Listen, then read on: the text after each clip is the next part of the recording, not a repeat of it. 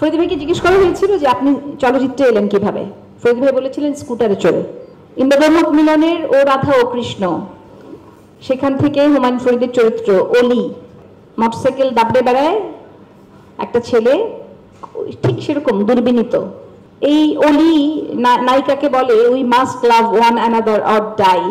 সেই সময়কার মোটামুটি ইউনিভার্সিটি কলেজের ছেলেমেয়েরা সবাই একেবারে ভয়ঙ্করভাবে সেই নাটকের এবং নাটকের চরিত্রের অভিনয় সবকিছুর প্রেমে পড়লো একসাথে। ফরিদি ভাইয়ের সাথে আমি 3টা লম্বা সিরিয়ালে কাজ করেছি, কাছের মানুষ, ডলস হাউস এবং পৌষ ফাগুনের পালা। আমি নিজেই অবাক লাগে যে এত লম্বা লম্বা সিরিয়াল ফরিদি ভাইয়ের সাথে আমি কিভাবে করলাম।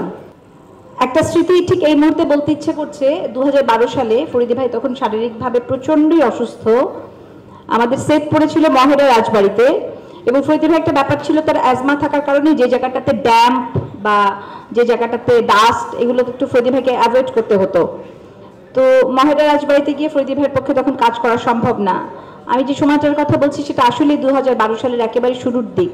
তার কিছুদিন পরেই ফরিদি ভাই চলে যান।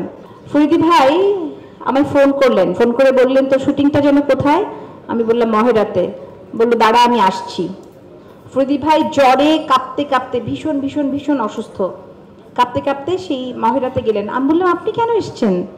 আমাকে আপনি ফোনে বলে দিলেই তো হতো যে আমার শরীর খারাপ, আমি আজকে কাজ করব না। তুই যদি আমায় বিশ্বাস না করিস, তোর যদি মনে হয় যে আমার সত্যি সত্যি জ্বর আসেনি, আমি ঠিক জানি না, মানে আমি এত স্তম্ভিত হয়ে গেছিলাম যে একটা মানুষ এতটা অসুস্থ শরীরে ঢাকা থেকে মহেরা গিয়ে উনি আমাকে বলছেন যে আমি তোর কাজটা করতে মানে পারলাম না, সে তোকে বলে গেলাম এখানে এসে। যাই হোক, মামুনুর রশিদ ভাই চলে গেছেন, তা না হলে মামুন ভাইকে এই সুযোগে আরেকবার ধন্যবাদ জানিয়ে দিতাম। ফরিদি ভাই চলে যাবার পর ফরিদি ভাইয়ের চরিত্রটা মামুন ভাই অভিনয় করেছিলেন। ফরিদি ভাইকে জিজ্ঞেস করা হয়েছিল যে আপনি চলচ্চিত্রে এলেন কিভাবে। ফরিদি ভাই বলেছিলেন স্কুটারে চড়ে।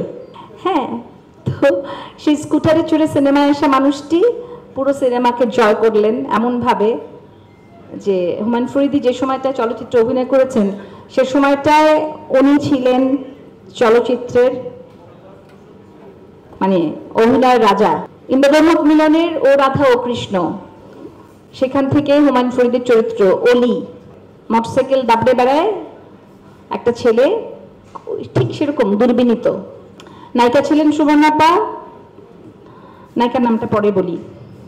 তো এই অলি নায়িকাকে বলে we must love one another or die. সেই সময়কার মোটামুটি ইউনিভার্সিটি কলেজের ছেলেমেয়েরা সবাই একেবারে কি বলবো, মানে ভয়ঙ্করভাবে সেই নাটকের এবং নাটকের চরিত্রের অভিনয় সবকিছুর প্রেমে পড়লো একসাথে। তো অলির প্রেমে পড়লো। যাই হোক, তো ঠিক 84 সালে আমি ফার্স্ট ইয়ারে পড়ি। সোহরাওয়ার্দী উদ্যানের সামনে ওই ঘাসের জমিটার উপরে মাঝে মাঝে ফরিদি ভাই গিয়ে শুয়ে থাকতেন, এবং ফরিদি ভাই পার্কে গিয়ে এরকম চিত হয়ে শুয়ে থাকতেন ঘাসের উপরে। তো সেই প্রথম আমার হুমায়ুন ফরিদিকে দেখা চাক্ষুষ।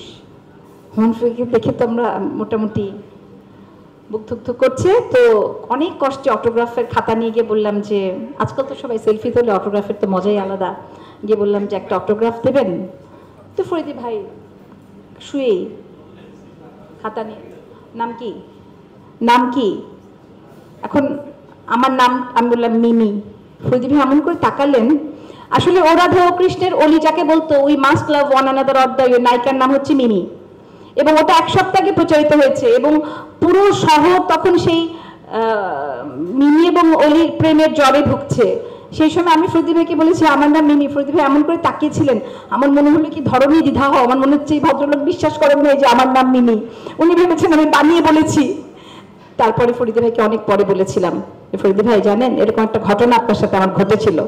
আমি খুব অবাক, 10টা লাল রেখানে আপনি কি করবেন? বল দেবযানীকে দেবো। তো আমি মহা সংকটে পড়ে গেলাম, 10টা লাল শাড়ি তো একরকম দিলে হবে না, 10 রকমের 10টা লাল শাড়ি খুঁজে বের করা।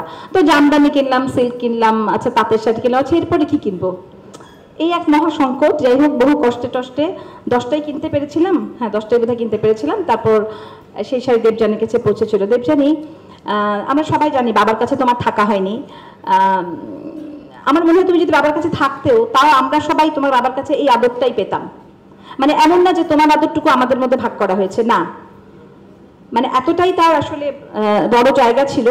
আমরা যে কটা ছেলে মেয়ে অভিনয় করেছি ফরিদী ভাইয়ের কাছে, আমাদের কাছে ফরিদী ভাইয়ের জন্য খুব বিশেষ একটা জায়গা আছে সব সময়, যেটা হচ্ছে কি যে মানে আমরা হারিয়েছি ভীষণ রকমের একটা আশ্রয়ের জায়গা এবং প্রশ্রয়ের জায়গা।